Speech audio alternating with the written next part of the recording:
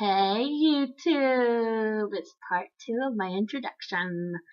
So I left off on the talk about my foster mom and how great she was for me. This is where things get a little different, cause after turning 8 years old, it was 8.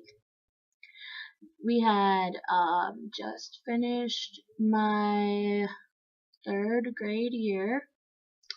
And I remember because I was at Anderson Elementary, and Anderson Elementary was the bomb! I tell you not. My favorite teacher was Mrs. Olson. Hey, Mrs. Olson! Yes, I graduated high school, okay? I graduated high school, and I graduated with honors. And a 4.9 GPA. Just like you told me to. I promised you, and I promised you, and I promised you. Promise kept. I also promised you I wouldn't forget you, so here you go. Promise kept. Oh, another thing you guys should know about me. I'm a promise keeper. Even though that sometimes I can't keep a promise, I'll have every intention of keeping that promise, and I'll be like, did I just make that promise and not keep it? I'll just kick myself every 5 seconds thinking about every single promise I have ever not kept. Like the promise of not stealing. I one time stole from a store. I will not lie to you. I stole from a store once. Did I get caught? No. Did I live with the guilt of it? Yes. Did I eventually tell my parents about it? Didn't have to.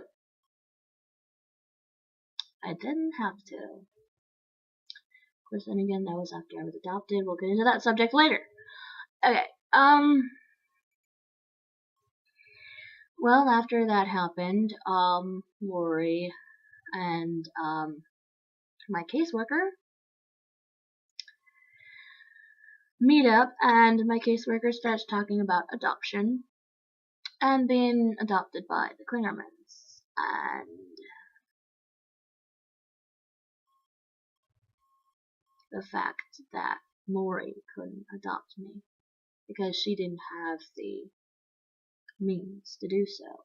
Even though she wanted to desperately, she was more than willing to adopt me. She just didn't have the ability to. So, I met the Klingermans again for the 2nd time. Teresa, with much shorter hair. Very beautiful. David, a little thicker. Daddy, I should say. Daddy was a lot thicker. More manly. Ashley, a lot taller, little plumper, but still adorable. I gotta remember. David, the oldest out of the 3 biological sons that the Klingermans have. Still geeky, still quirky, still a total goofball.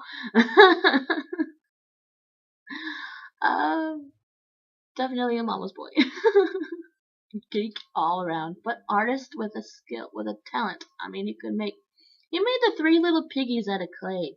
I mean, he literally took his time and sculpted the little piggies. Every detail.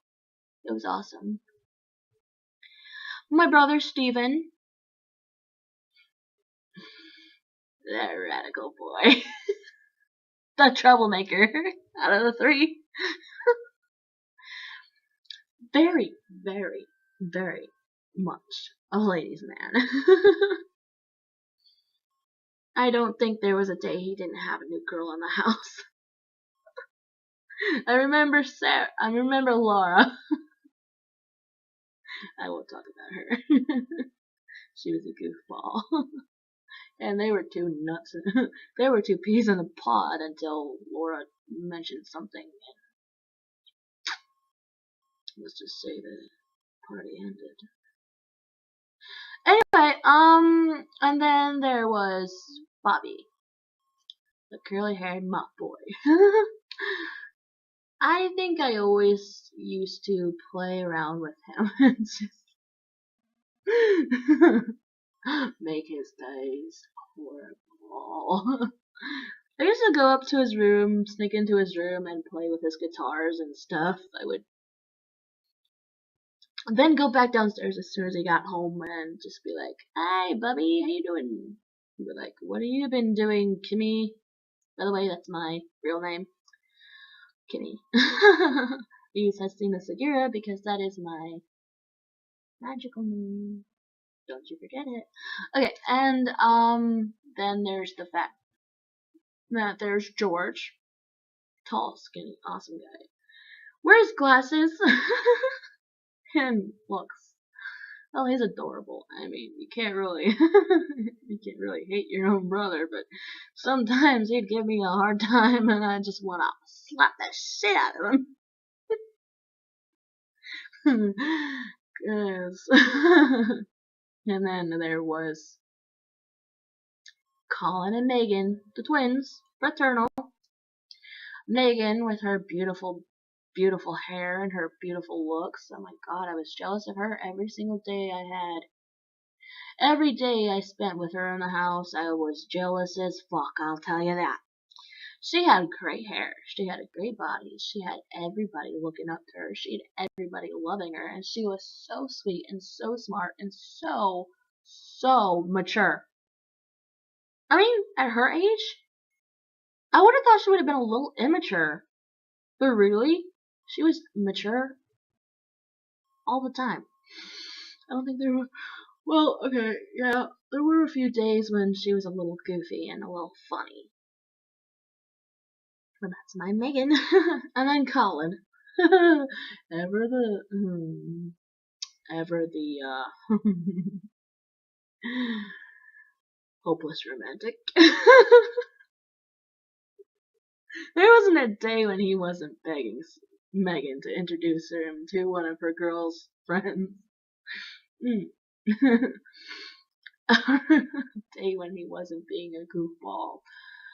Or just doing something outrageously off the wall. I don't think there was a day when Colin wasn't doing something nutty. Or getting himself grounded to the table. I think he was at the table for a good 6 months in a row. Because he was just breaking rules left and right. It was hilarious. It was like, one day he got caught smoking weed. Another day he was doing something crazy. Another day he slapped somebody in the face. I don't want to mention who. I think everybody knows who. Then there's Ariel. We all know about Ariel, I guess. The goofball with the curly hair. Okay, I have curly hair too, but this takes work. Hers is natural. This takes work. I shit you not. This takes work.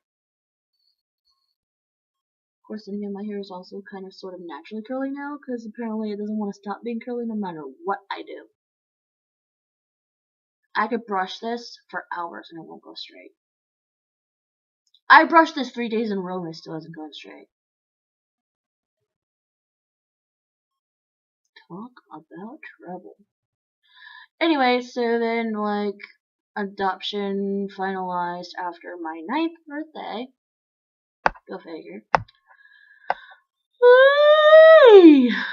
So then, 4th grade began at a Springview Elementary in Flushing, Michigan, of all places.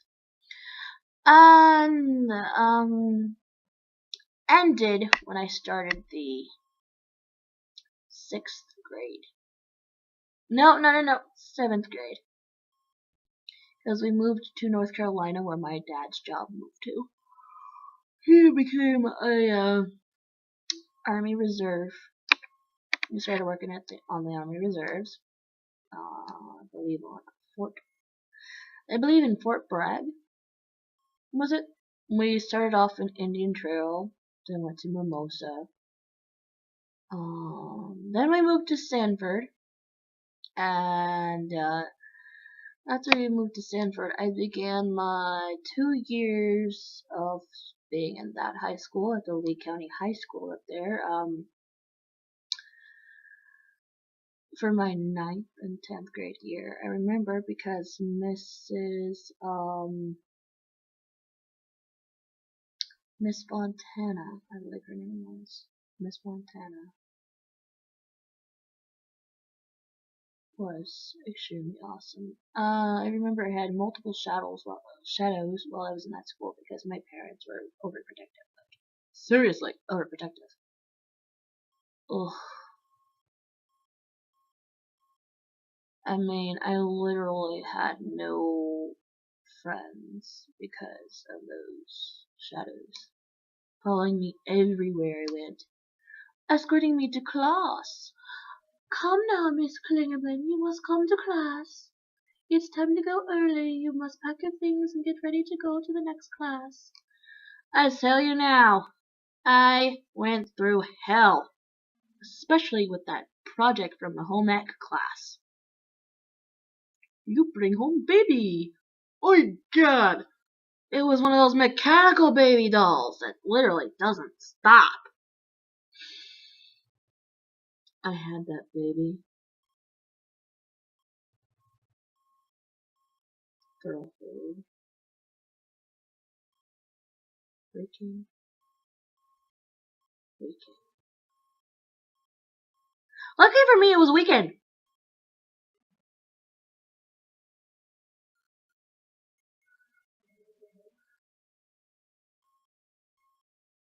I didn't get any sleep, and neither did anybody else in the house. I had to feed it, burp it, change it, feed it, burp it, change it, feed it, burp it, change it, let it sleep, feed it, burp it, change it, over and over and over again, and soothe it, and let it cry, and do all kinds of crazy stuff, and I'm like, God, it was worse than dealing with my baby brother when he was a baby. God, that child. I believe I named her Cosette, which is French for little cabbage. Cabbage Patch Child. Cabbage Patch Kids was my inspiration for that.